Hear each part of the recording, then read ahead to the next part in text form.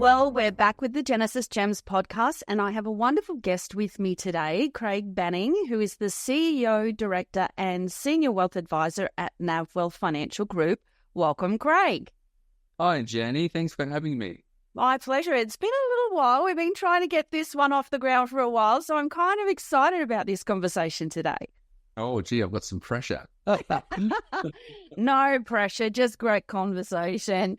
Look, I think we'll leap into it because there's a lot of really meaty stuff that I want us to really get into today. So let's just do a bit of a snapshot of Craig Banning, where he's come from and where he is today. Sure. Well, let's start with today. So today we have 46 people at Navwealth. I have an amazing team of 46 people in Australia and the Philippines. We're an integrated advice business across financial planning, accounting, bookkeeping, and lending. So we have 4 business units. We have 7 shareholders. So, we're a reasonable sized firm now compared to where I started back in 1991.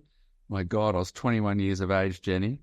I was a sole practitioner trying to work out how to be a financial planner under the wing of a very experienced financial planner. And my first employee was my mother. So a lot has changed since I think I employed my mother in 1995. So a lot has changed since. Oh, I can just picture that fresh-faced Craig Banning right now. Well, yeah, I look like I was about 12 when I look at the photos back from when I started, and I still have some of those clients to this day, and I occasionally bring them out and show them and say, I can't believe you trusted me when I looked like this. I look like a child. Well, financial advice has held you in good stead. You've aged like a fine wine. Well, it's just, I loved it when I started, and I still love it probably more. I probably love it more now, 33 years later. I think I just love the fact that how we can help people so much. And I love the fact that, when you get that match right between the client and the advisor, it is just superb, the value you add. And there's probably no other profession I can think of that knows more about their client, Jenny. We know their goals and aspirations. We know their health.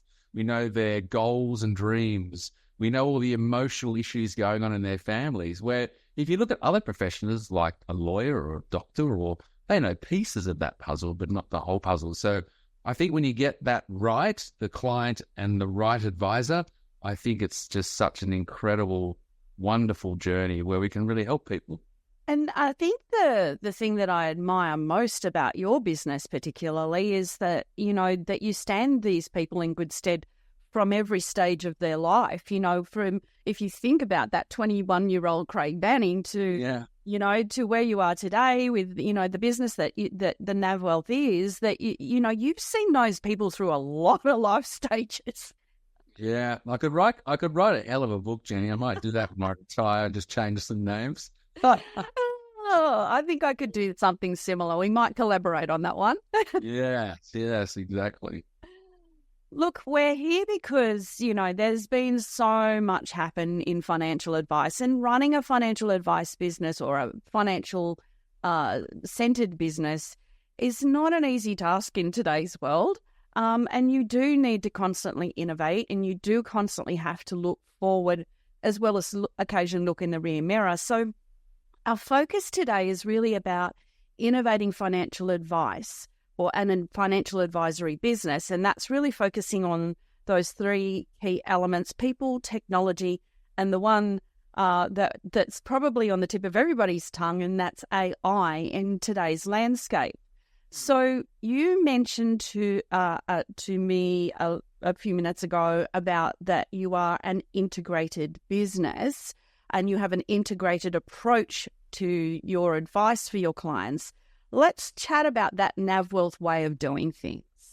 Sure. I mean, this came about, 2010 was when we basically merged with an accounting firm. Prior to that, we did joint venture style work like many advisors do in Australia.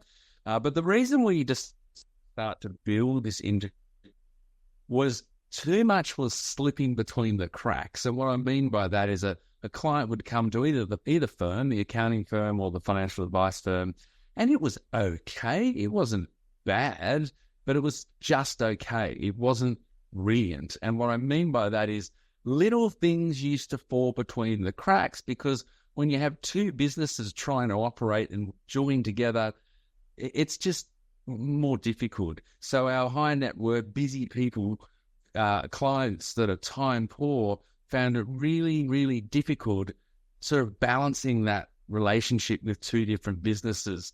So we decided, right, let's just build an integrated approach so that our client comes to one business using multiple advisors. I should stress that I don't believe one human being can be an accountant and a financial advisor. I've said this for many, many years. I think you do both parts ordinary.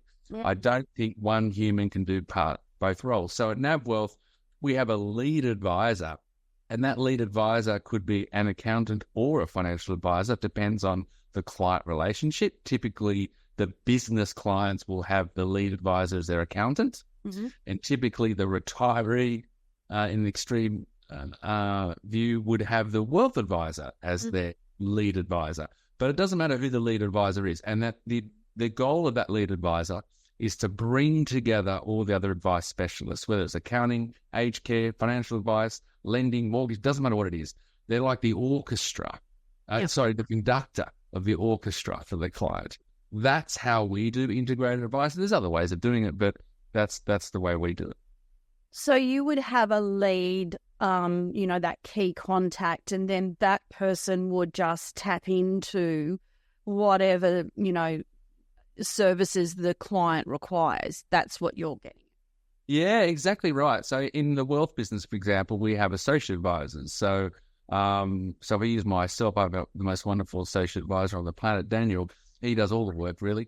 So when Daniel and I go into a client meeting, I'm there to do the relationship part, and I've known clients for a long time. But when it comes to post-meeting implementation and bringing other advisors together, Daniel's job is to basically project manage all those various elements of advice. Yeah. And that's just the way we do it. Not everyone does it that way, but that's the way we do it.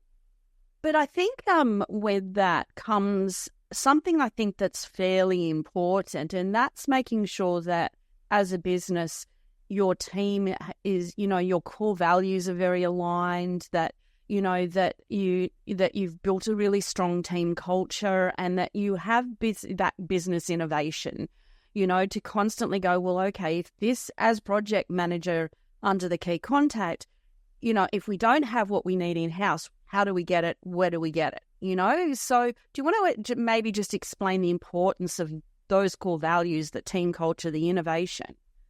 Yeah, look, that's a great point, because at the end of the day, it's all about giving our client the best client experience we could possibly give them. So that sometimes means we can do the advice in-house, but when we do it in-house, there's got to be a specialist. So aged care is a good example. I don't know much about aged care.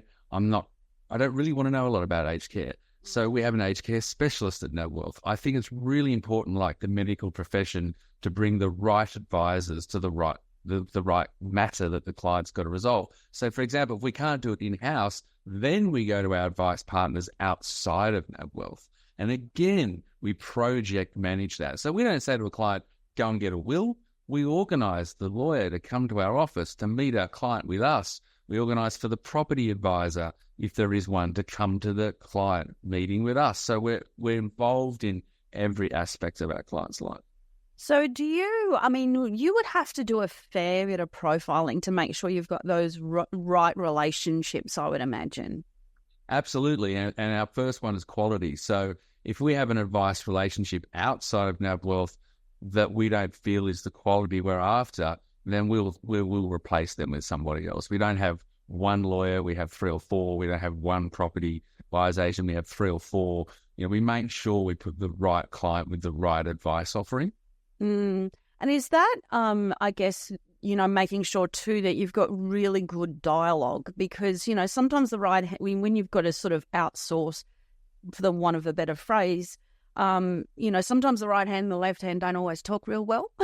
Yeah, and that was why we came together with an integrated offer at the beginning, as I mentioned earlier on our call today. So it is hard, and we start with our advice partners in saying, over communicate, don't under communicate. So don't think we don't want to know. So just copy us in on emails. Yes, we'll get 1,000 emails, but it's better that we know what's going on, because if something does go wrong, the client will ring us and say, oh, Craig, something's gone wrong with XYZ, and we need to be over it. So I guess what that means in terms of culture of a business and having the right type of client, because it's not the way we manage our clients, it's quite costly in terms of time. So, again, you've got to make sure you take on the right client, because if you don't, it's either going to be you're either going to go broke trying to service them the way we do from a business perspective, or B, you're not going to deliver what the client's after. Yeah, so it's really being able to have the right team, but also the right service offering to know that you're addressing, you're attracting the ideal client. Yeah, and, we've spoken a lot with you about our values and culture at Navwealth over the time we've been working with you, Jenny. And the one thing I think I still keep learning even now is how important culture is. And we all know that. We all get told that. We all went to business school. Like, everyone talks about culture, but I don't think everyone totally believes it that runs businesses. And for financial services or financial planning businesses, one of the things that I've realized recently is that we come into three types of culture in financial planning. There's three different types of firms. You could nearly label each firm with one of these three. And that is, they're either a lifestyle business, a best endeavors business, or a high performance business. They're one of those three things. Now, Navwealth used to be a best endeavors business, meaning that, we'll try to do that, but if we don't quite get there today, we'll get there tomorrow. Where a high performance business will get there today. They will not leave the office until it's done. And when you start with in our business, we have 46 people.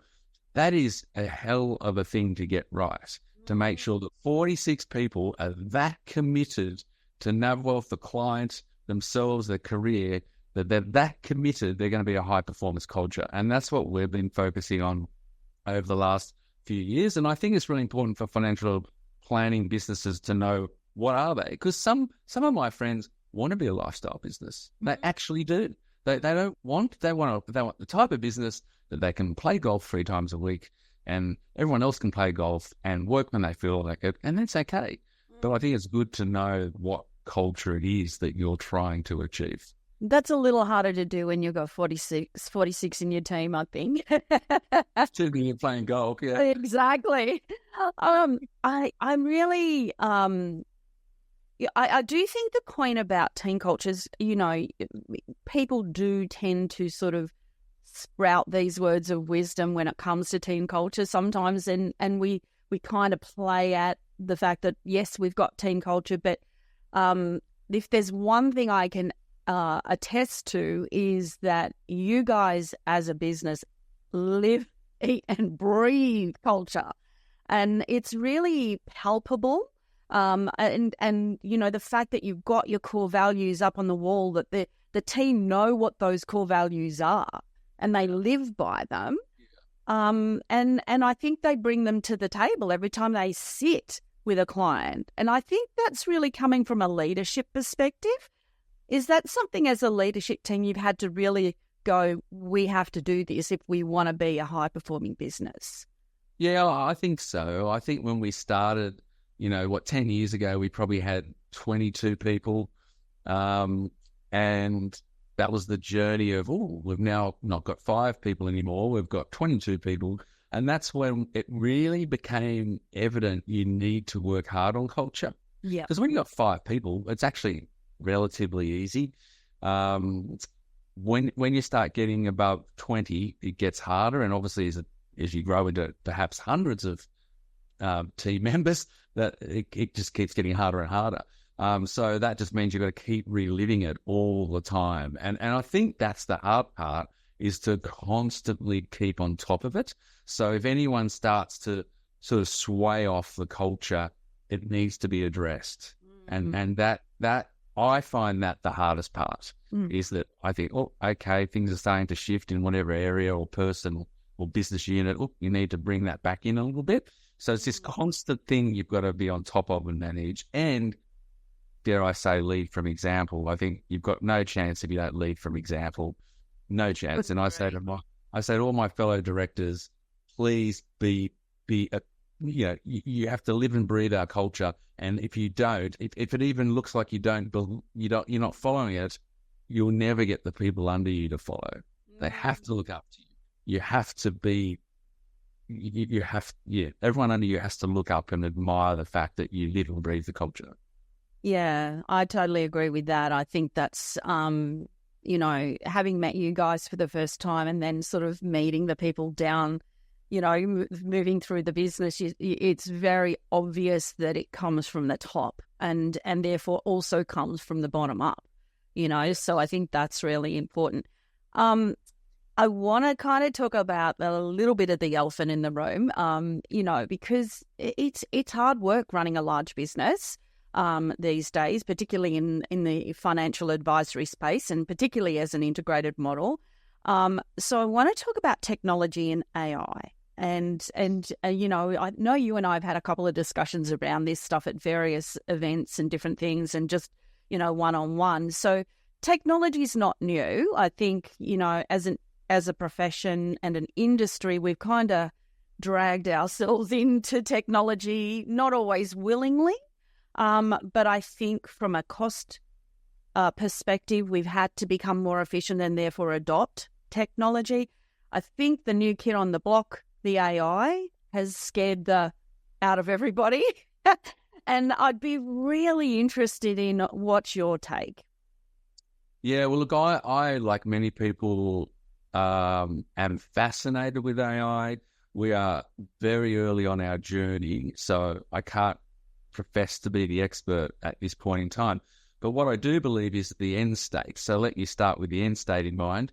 This is what I think will happen. I think it will, particularly financial advisors, it will allow financial advisors to do what they love, which is client relationship and strategy and dealing with all the complexities of clients. What AI will do is take everything else off us. And that's what's really exciting. So I think the end state will be, imagine a case where, Jenny, you're a client, you and your husband are a client of a financial advisor, and you have a bot, a 24-hour, 7-day-a-week bot that can communicate with you, can give you basic information, can look after your needs, and then accelerate your requests to a human advisor, of course, when the AI isn't capable of doing that. And that's what I think is going to happen. I think every client's going to have an AI client relationship manager, and then that will push up the request to the human when the human needs to jump in. So that's really exciting from a client experience perspective because they'll get instant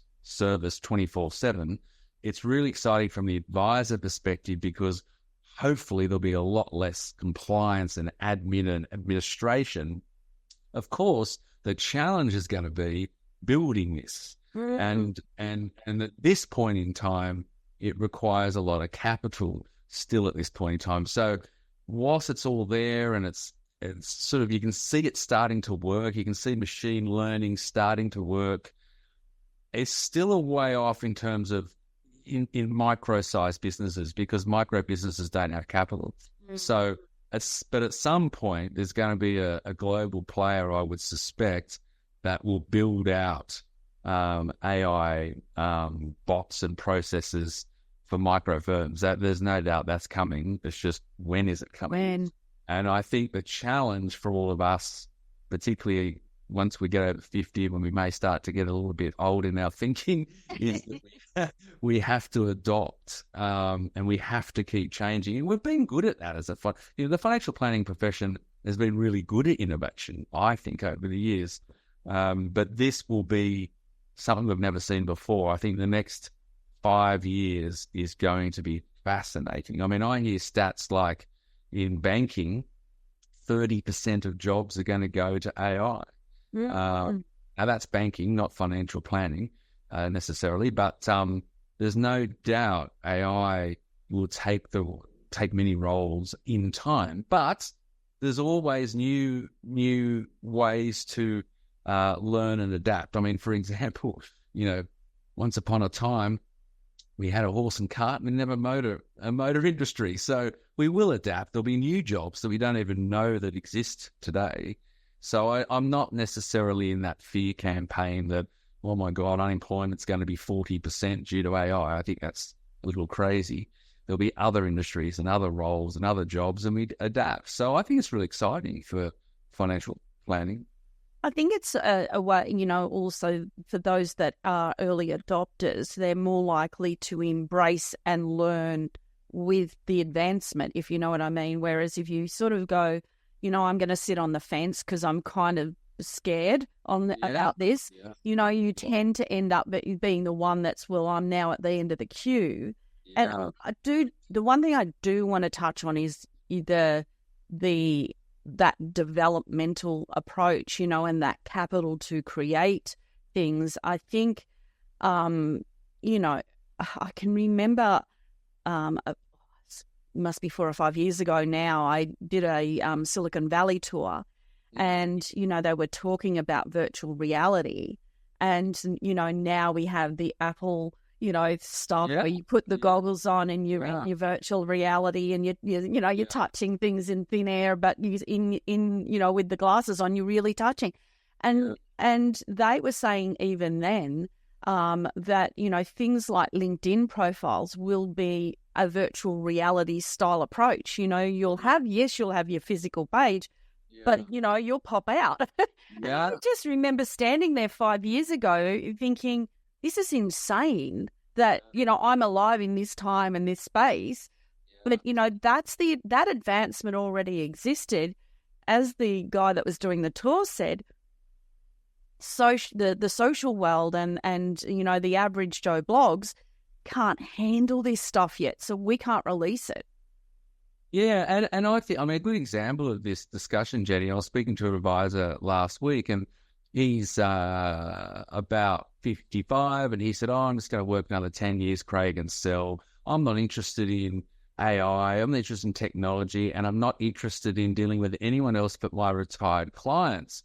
And I said to him, is it important that you sell your business in 10 years' time? And he said, oh, yeah, I want a great value. I want a great valuation when I sell my business. And I said, well, you better sell now.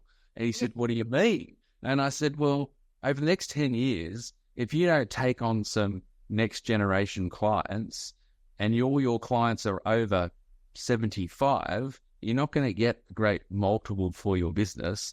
So you're not going to employ any great advisors because the advisors are going to want the technology. So I think for anyone out there that owns their own practice, particularly, you've got no choice but to embrace innovation, technology, and working with the next generation of clients. Because if you don't, you won't have a great business to sell. And the final point I'd say is every bit of research out there currently says that anyone Gen X or below want technology as part of the advice delivery process. In other words, you're not going to get a 30-year-old sit down with an advisor who's got a blank piece of paper in front of them. They're just going to walk back out the door. They want an advisor, a technology-led solution. So I sort of feel there's no choice but to do this. So for people that are thinking they don't need to do it, it's because they've only got 10 years to go before they retire and sell their business or practice. I really think they need to rethink that. I think too, because that generations that you were talking about, they aren't interested in their work-life balance. A viewpoint is very different to sort of that golden era, the baby boomers, etc. And they want to be able to move in and out of work and life as they see fit, not because it's 9 to 5, but I happen to want to work 7 till 12 and I'm off, or what? Or I want to work this 10 days and then I'm having 10 days off. And to some degree, I think we're being educated into it. a pandemic kind of pushed our hand on a few things. Didn't it? The one thing I thank COVID for is the current world of online meetings and flexibility in the workplace. Yeah. It's a great outcome. You're right. I think you're right, which sort of leads me to a question which I think is fairly important, because you do have an onshore-offshore team, and obviously technology has had to be a little bit important for you as a business because of having a diverse team spread across Australia and across over offshore. So how hard have you guys had to work in regards to sort of making sure the team's on board with technology and I don't know, are they on board with AI? What's your take on that? Yeah, we talk a lot about it because I think whilst we're early on our journey with AI, I am, as the leader of an organization, I am aware that there's a bit of fear around AI and technology and people losing their job. And we had the same thing when we started offshoring. The Australian team were like, oh my gosh, Craig, am I going to lose my job? Are you going to move my job offshore? And so I think for anyone running practices or in the leadership team and practices, it is a delicate conversation, all those conversations. And in our case, yes, we have 15 people, I think it is offshore, but it's 15 out of 46. It's not the majority of our practice. And it never will be the majority of our practice to have people offshore. And then the second thing that's really important with offshore, when I talk to people that have failed, I have spoken to other advisors where offshore didn't work for them using their language, or it didn't work for me, Craig. The key ingredient to making offshore work is to work on it. And I'm very fortunate that my general manager and the person that runs a lot of the work with our offshore is Filipino, just like the people offshore. So there's a fantastic benefit of the fact that there's a cultural alignment between the people in Navwealth in Australia working really closely with the people in the Philippines. So I think that's really important. The practice owners I talked to that didn't work, if it was up to me, I don't have enough time to make it work. So if I was in a smaller practice and there was me and, say, 2 people in Australia and 3 people overseas, and it relied on me to make it work, it wouldn't, because I just wouldn't have the time to spend. Yeah. And that's where I see it fail. You've got to put a lot of effort. I'm about to go over there with 3 people next month to spend a week over in the Philippines, to spend some time with them and make them feel part of our business, and we're all together and it's not them and us. So yes, there's a lot of work, but it's very, very, very worth it. Yeah. But I think too that the fact that you're even just talking about that, that open dialogue and yes, there's fear, but I think that everyone expects and anticipates that change exists. You literally cannot stop change. And I think that, because you're investing in that open dialogue, at least you're breaking down the barriers to people's fear. That's important. And I think giving the why, one of the things I'm always conscious of when we talk about innovation and software, and we've got a couple of big technology programs running at the moment at Navwealth, which for some I think are a little scary. So I try to go overboard in the why. Why are we doing this? What's the purpose of this? So that people can understand the reason why and go, oh, okay, that's great. That's going to be good for me. Because that's all they're thinking about. At the end of the day, each person in a team is thinking, what's in this for me? What does it mean for me? You mentioned, and I'm going rogue slightly here. So obviously with a multi-channeled business with different service deliveries and things like that, the technology piece, and you mentioned, you've got some big projects at the moment. Like, if I'm the mortgage broker in the business and you're the financial planner in the business, or I'm the accountant or whatever, that's hard to bring that, to have that technology that, again, where the right hand and the left hand, are talking. So I guess that's something that you would have to, as a business, be continuously working on. Yeah, and where we landed on that, because there is no silver bullets that I'm aware of. There is no one technology solution that can do everything for our business. We have four, mortgage broking is different to financial planning is different to accounting's different, a little different to bookkeeping. So you just can't have one system. So what we've landed on is that each business unit uses the software that's best for that business unit. For accounting, obviously, that's simple, that's Xero. So we can't replace Xero. That's how we produce a tax return. Yeah. So accounting will always use Xero. At the moment in financial planning, we use Xplan, and we need Xplan to produce our advice documents. But what we do need over the top of the 4 business units is a CRM system where we have a one client view of the entire client, just one view. Who looks after that client? Who are the key people? And then, of course, the processes that go between the 4 business units. And that's what we're building out, which is probably the biggest spend we've ever done. And it's really complex. In fact, I'm surprised how complex it is every day. But really important, because to deliver great client service, you need to know who your client is, and everyone in the business needs to know who the client is and be fully aware of where that client is on the journey. Which leads me to my next question. Great segue, Craig. Oh, okay. So ideal client, okay? Thinking about fresh-faced Craig versus to where you are today,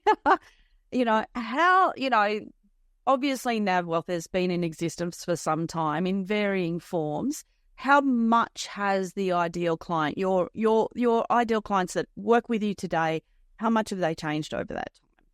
Yeah, look, it's such a good question, because if I think back to when I started, I think if a client had a pulse and could fog up a mirror, they were my clients. So I think in 1991, I had no choice but to virtually work for every client that was willing to work with me.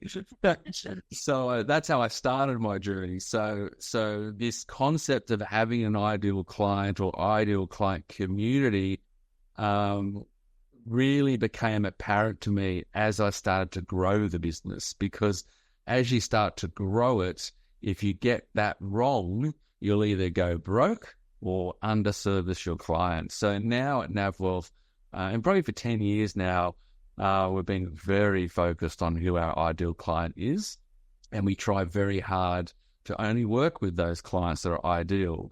And for us, I hate using the word high net worth client, and I hate putting a dollar value on it.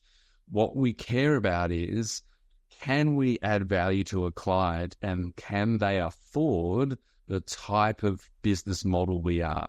Yeah. And that's really it. They're the only 2 requirements that we have, other than they need to work with us and we need to work with them and all of that. But at the end of the day, that's what we look for. Now, the challenge for us is we want to work with the next generation. So we do think of clients as a family unit. Yeah. So as you can imagine, most clients that walk into Navwealth for the very first time, referred by their friend, family, or another professional, are normally about 50. They've built their wealth. They're often in a bit of a mess in terms of structure and assets and structures. So they walk in, they're in a bit of a mess, and they want integrated advice. And that's great. That is our perfect client. However, when that client becomes 60, they're going to now have potentially a 30-year-old daughter, and our client wants us to look after them. And we want to look after them for all the reasons I talked about earlier on in this call. But here's the challenge. The 30-year-old doesn't want to deal with old Craig. I'm a fossil. They don't want to deal with me, Jenny, and I don't blame them. I don't talk their language. So what's really important is for us to think about, right, how do we look after this next wave, this next segment of clients who maybe don't have a lot of wealth, of course, but they're part of the family unit. We want to look after them. How do we do that? So it's a whole different proposition. Yeah. And it's something that we're spending a lot of time on at the moment, because we're quite successful at working with the next generation, but gee, it takes some effort to get right.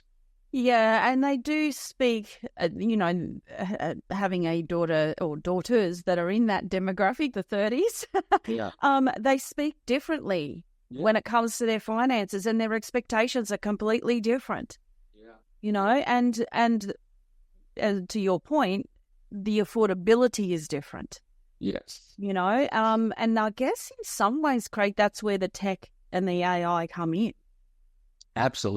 Absolutely, because we'll be able to deal with sort of a lower price point. To be crude about it, we should be able to deal with a lower price point for a younger client, but still be there for their significant life events. Yeah. But they also possibly don't need the spread of services that, someone in their 50s, 60s, 70s is going to need. So they're probably tapping into a single channel in your business initially, and then moving into, a more diverse offering. Yeah, but when you think of a 30-year-old, they're not going to want, say, a mortgage today and to be sort of left alone for 6 months, because they're going to think, oh, what's happened to that advisor? Where years gone by, the average retiree was probably quite comfortable with not hearing from their advisor for 6 months. So you've got a younger generation who wants more frequent contact. It must be meaningful too, not just spam that they're going to get everywhere else. It's got to be meaningful to them, and that's the challenge that I see. But that's where the future AI, oh wow, it's going to be able to help with that, because it's going to really make it meaningful what we send to that. I do like what you said earlier too. That by, and I know we're not there yet, and then you're talking about the future, but, having that bot that, Jenny calls up or emails and, you get that traction quite quickly. I mean, there's just the things that type of intelligence can do that we just can't be that responsive. Yeah. And look, I saw an example recently, Jenny, that blew my mind away. It was a Teams meeting with a bot, with a face, with a voice. And the only thing that made me realize it was AI was the slow response in the answer. And I'll give you an example of what I mean. If I said to you today, Jenny, gee, it's a great day outside, it's great weather, isn't it? You would instantly go, yeah, it's beautiful and sunny, Craig. When you ask the bot that question, it'll be a little pause. Yeah. And it's just a strange pause. It's just that it's almost milliseconds to some degree, but it's enough that you go, it's actually got to consider its answer. Yeah, whereas we would just naturally go, oh, yes or no. Yeah, and so I was saying to someone recently in the AI world, I said, geez, we've got an ethical dilemma here. And he said to me, what do you mean, Craig? And I said, well, we're going to have to put on the screen some, because the AI will have a name. It'll be Jenny.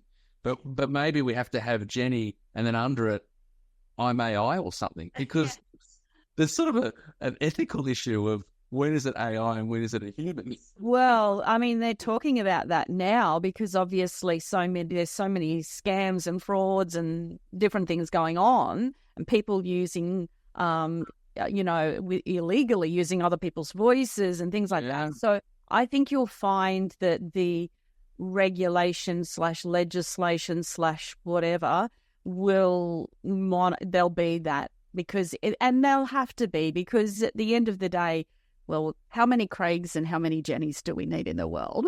The original version's enough.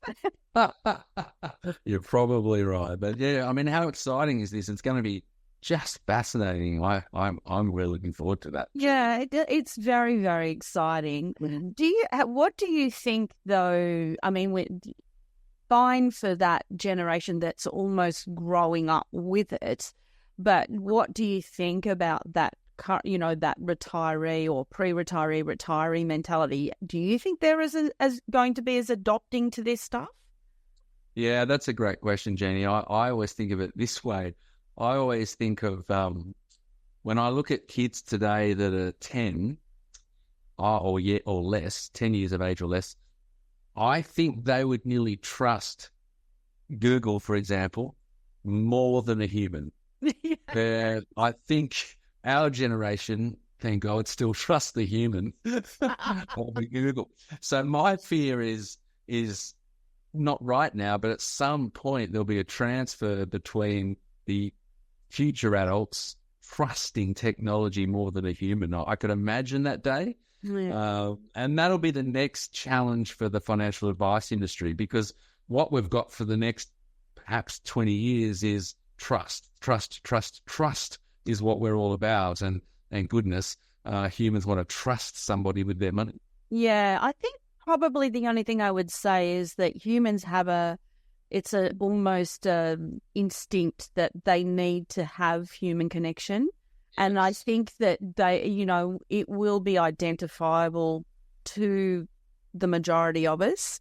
Yeah. What is AI and what's not. And that's a little bit about responses. It's a little bit at the moment, a bit devoid of emotion.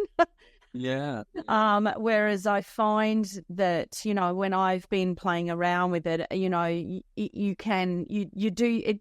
I work with it and I play with it and I think, yeah, that's great. But I still want to talk to a human. Oh, I agree with you. And for different things, like I prefer to go through the checkout at Woolworths using no human myself. Yeah, me too. But I would much prefer a human when it comes to anything in relation to discussing my personal situation. Yeah. Much prefer a human. Correct. I do agree that I think the relationship still holds true. Let's talk about what's next for the business. So you've mentioned, the horizon, some big stuff for as far as CRMs and things like that. What does it look like for the next, maybe 10 years? I don't know, maybe 12 months. What's ahead? Yeah. Well, I do think 10 years because I'm about to be 54 and I'm quite happy to do another 10 years. In fact, I love my role more each year, which is bizarre, but I enjoy the next so try to make Navwealth even better than it is today. And I think the challenge for us going forward is how do we do it more efficiently with less cost? Because the way we deliver our extreme service now is costly, and clients are prepared to pay for that to a degree. Mm-hmm. But what's always in my mind, if you look at any industry or profession, just about all of them, generally speaking, the cost of that service reduces over time. No matter what you look at, airline travel, you go on and on and on. So I'm very conscious that the price point we get today may not be the price point we have in 5 or 10 years' time. So in other words, what if we've got to do the same thing for less or the same fee? And that then means, wow, how do we provide this level of service? Well, it has to be technology. Yeah. It absolutely has to be. So that sort of is what consumes me every single day. Just the literally, how do you continuously refine the business? Yeah. And deliver more for less. I guess one person said to me once in another type of business, Craig, you got to deliver more for less over time. When you think about that, that's quite stressful, more for less over time. Yeah, I don't know. I question people's view on value. Everyone's got a different dollar figure when it comes to value and what their interpretation of that. So I get the more for less, but I don't know that if, the thing is that if Craig's looking after me and I'm sitting wherever in the world relaxing and having the holiday that I dreamed of because he's helped me get there, then that, to me, that value, what I would pay for that may be very different to what someone else would. I think more and more, and perhaps technology and AI will help us do that. Certainly your team does, but to help your clients understand and appreciate the value that you deliver, I think that is going to be very critical going forward. Very critical. I agree constantly. I agree totally. And when you think of all the things that happen in a client's life, there is this incredible value of just having a sounding board for somebody. I was with a client this week who's a a senior executive, incredibly smart, bright, reasonably wealthy woman. And she said, "Oh, Craig, I love bouncing all this stuff off you because I don't have a spouse, and I would normally be doing this with a spouse." And what was really fascinating for me was she's highly intelligent, and I'm sure I added no intellect that she already didn't have. But what I did offer was that sounding board and made her feel that she was making the right decisions. Yeah, I think that's the differentiator. I think it's going to be multi-pronged, going forward. I certainly think that's what the next 10 years is going to ask of advisory businesses. Yeah. And I think it's going to be different offerings for different layers, for different styles of clients. But I think it's not necessarily more for less. I think it's making sure that you are clearly demonstrating your value. So, and that's really relationship driven. And as a business, I think that's something you guys have nailed. Yeah, and I think you're right, because when I talk to those business leaders that say more to less for me, they're not in our profession. They're selling furniture or widgets. And that's sort of why that's their mentality. Yeah.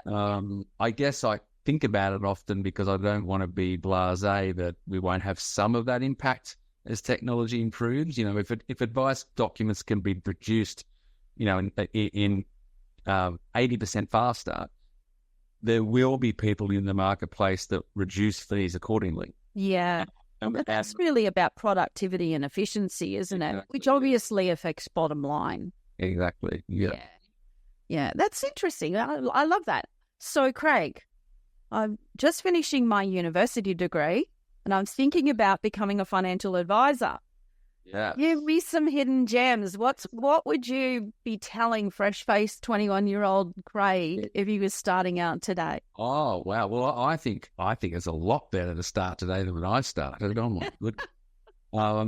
So I've had a few of these conversations in the last couple of years, and I say to these talented young people, I go, come and join the best profession on the planet. Yeah. That's what I say. And they say to me, what do you mean, Craig? And I go, honestly, it is. It's the best profession on the planet. There's no profession that you can know more about a client. There's no profession where you can add ongoing considerable value. I mean, you can do that as a brain surgeon when you operate and save someone's life. Sure, of course you can. But I think for us, where we can constantly add value over a long period of time, it's such an incredibly rewarding job. Mm. And I noticed for me, I spend about 60% of my time as CEO of Navwealth and 40% of my time still seeing clients with others. And I get so much fulfillment out of seeing the clients. I don't want to stop seeing them. I don't want to be full-time CEO, because the real joy is having clients sit in front of you and say, thank you so much. You changed our life. Like it's just incredible. So it's really rewarding. And I think it's a better profession to come into now, because there are practices like ours that are wanting to take on the next generation of advisor and mentor them. Mm. And that's where, back in my day, I had to search for a mentor, which I did do. I've always been a big believer in mentors, but it's much better now to come in. Yeah. I think that you're right. I think the importance of a mentor in that process is really quite critical. And I think the other thing that I guess you guys have done well, and more of the practices are doing it, is that they're really developing that pathway between the education piece into now it's time to actually learn what delivering financial advice is all about. So I think that's probably critical. You're just aligning yourself to a business that has the same core values as you, or vice versa, and having that right pathway.